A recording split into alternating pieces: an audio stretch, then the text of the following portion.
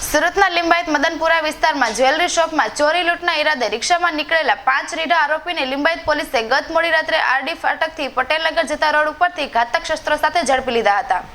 તમામ અગાઉ રિક્ષામાં મુસાફરને બેસાડી આગળ પાછળ કરી રૂપિયા મોબાઈલની ચોરી કરતા હતા।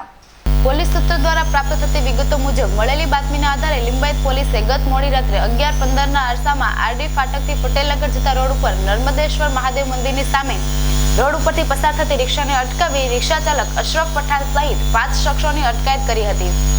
અગાઉ વિવિધ ગુનાઓમાં ઝડપાયેલા તમામની પાસેથી તેમજ રિક્ષામાંથી પોલીસે 2 છરા, મરચાના ભૂકીની 3 કોથળી, લોખંડની પાઇપ, લાકડાનો ખટકો કબજે કરાયા હતા।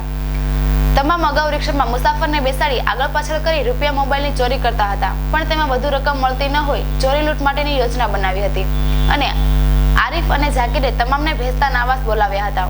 ત્યાંથી રિક્ષામાં તેઓ ડિંડોલી થઈ અંદરની સોસાયટીના રસ્તે આરડી ફાટક થઈ લિંબાયત મદનપુરાના જ્વેલરીની દુકાનમાં ચોરી લૂંટ માટે નીકળ્યા હતા, પણ ઝડપાઈ ગયા હતા। તેમની યોજના ચોરી દરમિયાન કોઈ પ્રતિકાર કરે તો લોખંડના પાઇપ વડે તેમના પર હુમલો કરી ભાગી જવાની પણ હતી। પોલીસે ઘાતક હથિયારો ઉપરાંત 3 મોબાઈલ ફોન, રિક્ષા રોકડા 7,300 મળી કુલ રૂપિયા 60,550નો મુદ્દામાલ કબજે કરી તેમના વિરુદ્ધ ધાર્મિક તૈયારીનો ગુનો નોંધી વધુ કાર્યવાહી હાથ ધરી। રાકેશ વાસે સાથે મનીષ સોલંકી, સુરત।